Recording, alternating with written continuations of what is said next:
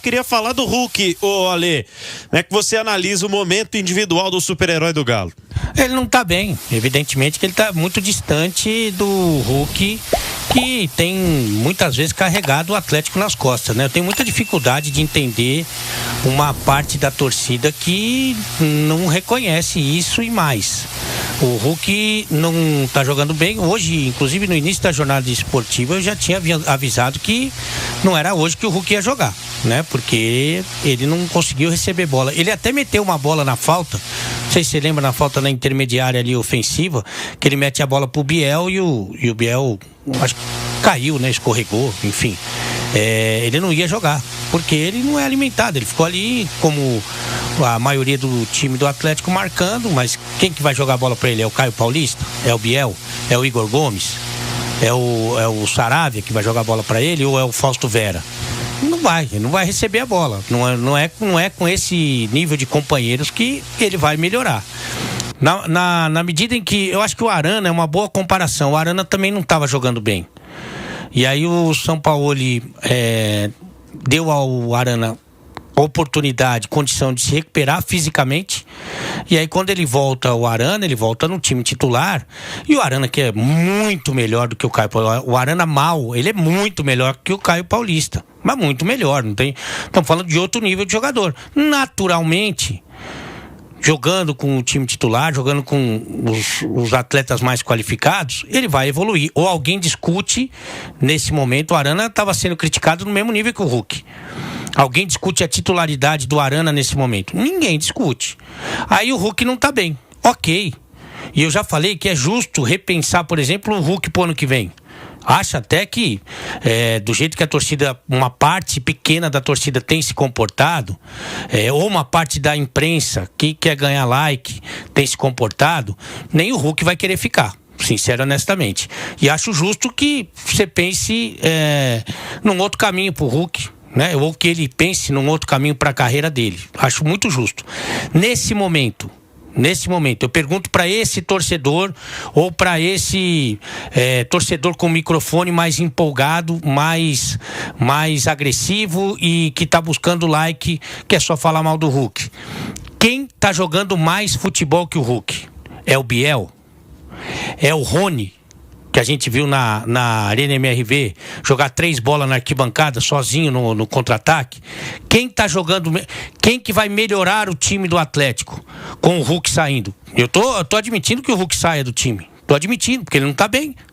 Mas quem que vai jogar no lugar dele que é melhor que ele? Se você me der uma opção, eu fico quieto aqui, concordo e vamos seguir o jogo. Agora, se você me falar que quem joga melhor do que o Hulk é o Rony, eu vou te internar. Eu vou chamar uma ambulância, botar uma camisa de força em você e vou te internar. Ou você acha, por exemplo, que o Dorival vai deixar de escalar o Memphis Depay porque ele não é marcador? Não vai deixar. Mas não vai deixar mesmo. É claro que o Hulk não vai correr que nem o Rony, mas não é atletismo, meu amigo.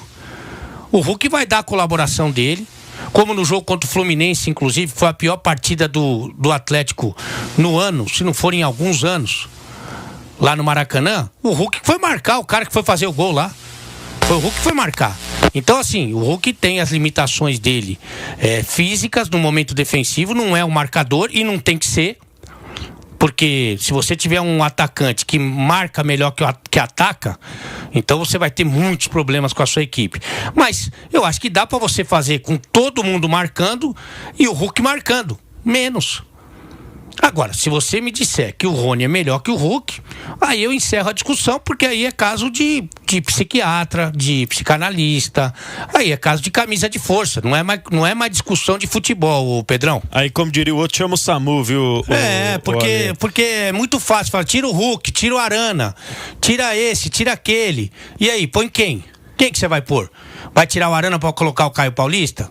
Eu não vou discutir futebol com esse cara. Vai tirar o Hulk pra colocar o Rony? Eu não consigo discutir futebol com esse cara, você me desculpa. Entendeu? Mas aí é cada um que acredita no que quiser, né? Olha, e eu não sei se você vai concordar, mas eu tenho achado um movimento muito engraçado. Essa mudança no aspecto que escala no futebol, né? A gente está a cada dia mais assistindo aos principais times, muitas vezes, preservarem seus principais jogadores, porque você falou aí, não é atletismo, mas os jogos têm um intervalo tão pequeno e uma intensidade tão alta que não dá mais para ter grandes jogadores em alta por muito tempo, né? A fase passa cada vez mais rápido e a escalação é cada vez mais definida pela questão física. O São Paulo acabou de falar, primeiro aspecto que vai definir o time que joga terça-feira é o aspecto físico, e foi isso que fez a escalação de hoje ter vários jogadores melhores do que os que estavam escalados no banco de reservas. Dia a gente vai fazer um jogo do Flamengo, aí não jogam o Arrascaeta. Aí a gente vai fazer um jogo do Barcelona, não joga o Lamine Yamal. Tá meio cruel essa questão. O futebol tá virando o atletismo, viu, Ale? E tanto que você não tem nenhum time do futebol brasileiro que esteja vivo nas 3 competições. Você não tem, né? Então, por exemplo, Palmeiras e Flamengo estão na parte de cima da tabela do Campeonato Brasileiro, estão jogando a Libertadores, foram eliminados da Copa do Brasil. O Cruzeiro é o 3º colocado, está na Copa do Brasil, mas caiu na primeira fase da Sul-Americana. E assim por diante. O mesmo campeão paulista e o campeão mineiro, Corinthians e Atlético, fazem campanhas muito ruins no campeonato nacional, mas estão em semifinais. O Corinthians na Copa do Brasil e o Atlético na Sul-Americana. Por que um dos motivos, não é o único, né? Que o Mirassol se meteu aí num bolo maluco entre os 4 melhores do campeonato. O time só jogou o Campeonato Paulista e ainda caiu na primeira fase de mata-mata.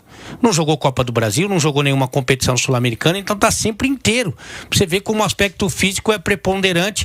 É um jogo cada vez mais físico e tático e cada vez menos técnico, né? Então, até aí tudo bem. E eu vou reforçar aqui pra audiência rotativa, o Pedrão. Eu concordei com o Sampaoli na escalação, porque entendo que terça-feira é o jogo mais importante do ano. Eu concordei com ele. Falei, olha, o que ele quiser fazer tá bem feito, porque terça-feira é o mais importante. A escalação inicial. Dito isso, você vira 0-0 com esse time que ele montou. Se ele coloca os bons para jogar no 0-0, Pedrão, eles iam correr menos. Escuta o que eu tô te falando. Iam correr menos, porque iam correr certo nos 45 minutos finais do que com 20, 25 que eles tinham para correr depois que eles entraram no 0-1. Porque você tem que marcar pressão, porque você tem que acelerar o jogo ofensivo, porque você tem a parte psicológica, porque você tem um Corinthians muito mais forte mentalmente, você tem a torcida jogando junto. Agora, se você coloca os bons para jogar no intervalo, todo mundo voltando ali no mesmo ritmo, poxa, é outro jogo. É outro jogo, Claudião, fala. Eu senti que o Sampaoli hoje arriscou o mínimo possível com seus considerados titulares, né? Ele, em outros jogos, por exemplo, o Sampaoli já colocou em vésperas de partidas de Copa Sul-Americana alguns outros jogadores mais tempo, igual você falou ali, no intervalo já mexia no time. Hoje ele esperou o máximo, aí depois que ele viu que estava perdendo, aí começou a colocar, né? Começou a colocar o Dudu, o Bernard, depois veio Scarpa e também Arana. O Arana. Mas foi mais pro final do jogo, né? Eu senti que hoje ele pesou muito esse jogo da altitude. Ele falou várias vezes a questão da altitude. E assim, é uma aposta que ele faz. Eu acho que a avaliação do que aconteceu, hoje ele tinha a oportunidade de sair pelo menos com empate. E vou te falar que uma atitude dessa ele praticamente abriu mão, né? Porque, sinceramente, Caio Paulista, Fausto Vera, Igor Gomes, Biel, é muita gente junta. Você não pode juntar todos esses. Você põe um pouquinho um, depois o outro ano o outro. Tudo junto é muito complicado. E Natanael também, no lado direito, que entrou no segundo tempo, é muito, sabe? Mas você vai ver o tamanho do prejuízo na terça-feira. Se terça-feira o time conseguir um bom resultado, Pedrão, audiência, Claudião, valeu a pena. Valeu a pena você sacrificar um brasileiro que já tá todo cagado, para você conseguir se aproximar de uma vaga da final da Sul-Americana. Ok. Agora, porque o contexto pedia, eu acho que 40... Porque quem jogou bola, qualquer um que jogou bola minimamente, sabe que com 0-0 você tem um outro comportamento, é outro jogo. Sabe? O Dudu, ele tem poucos jogos na temporada. O Dudu tem poucos jogos na temporada. O Bernardo tem pouquíssimos jogos na temporada. Porque o Bernardo estava esquecido aí, que o Cuca não colocava ele nem quando dava WO. Você vai falar assim, olha, o Scarpa pode ter um desgaste, porque o Scarpa jogou muito, é verdade. O Arana também ficou muito tempo lesionado. Então, acho que ele poderia ter pensado diferente essa questão, mas não tem o que fazer. O Sampaoli, ele tem as convicções dele e vai com elas. Se foi bom ou se foi ruim, é terça-feira que dita. Pro jogo de hoje foi péssimo. Sampaoli, boa noite, Cláudio Rezende da Itatiaia. Queria que você analisasse, né, como que você viu o jogo de hoje, mudanças no time, também um pouco pensando na terça-feira, né, como você analisou depois do clássico, como que você viu esse jogo e onde que o Atlético poderia ter sido melhor, né, para evitar a derrota? Yo creo que fue un juego equilibrado, lo desniveló un chute de larga distancia, esos tuvieron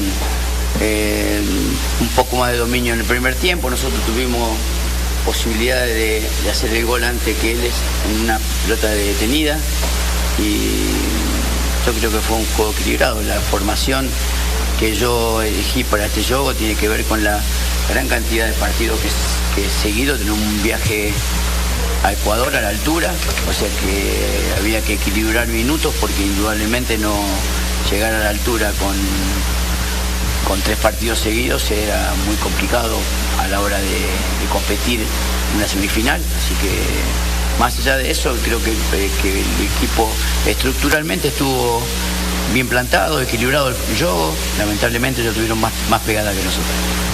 Boa noite, Sampaoli, Mário do Correio de Atibaia. Hoje a gente viu no primeiro tempo um jogo bem parelho, né? E depois, logo no começo do segundo tempo, o Atlético acabou sofrendo o gol. Na sua avaliação, qual que foi a maior dificuldade que o Atlético enfrentou nesses 90 minutos na arena? Yo creo que la que viene arrastrando todos los juegos. O sea, el último tercio no logra desnivelar, no logra rematar en volumen ni en contundencia, entonces claro, así se hace un poco más complicado. Si nosotros antes del gol de ellos habíamos pegado la trave el Víctor Hugo, es otra vez otro defensor y después teniendo un poquito de inconveniente en el último tercio con la pegada, con la contundencia, y eso es el problema que tiene el equipo. Si no lo tuviera, hoy estaría este juego, a lo mejor no terminaría habiéndolo perdido. Boa noite, Sampaoli, Breno Galante. Pensando um pouco já na formação para o próximo jogo, alguns jogadores você poupou hoje, mas a defesa do Atlético hoje, a gente viu, né, a volta tanto do Alonso quanto do Víctor Hugo, Saravia, já foi um teste para o que você pensa para o jogo de terça-feira? No sé si eso fue un teste, porque la verdad que queríamos ver cómo se comportaban Ruan, que no había jugado nunca con Víctor Hugo, Saravia por fuera. Vamos a jugar en una altitud muy complicada donde todos los equipos brasileños sufren ahí, entonces también ver qué comportamiento tuvieron. Creo que el primer tiempo sufrimos un poquito más por derecha que por izquierda, pero creo que dentro de todo la línea defensiva se comportó bien. Boa noite, Sampaoli. Lincoln Oliveira do Na Rede Oficial. As suas escolhas para a partida contra o Independiente Del Valle, né, pensando numa partida, como você já disse, na altitude, como é que ela, por onde vai passar primeiro? Por uma questão física, uma questão técnica? Como é que vai ser feita essa decisão? No, una cuestión física primero, que lo que está en 100% ahí. Es un lugar donde yo ya me tocó dirigir un año en Ecuador y conozco muy bien la altura, y lo más complicado es la recuperación, así que, y también cómo corre la bola ahí.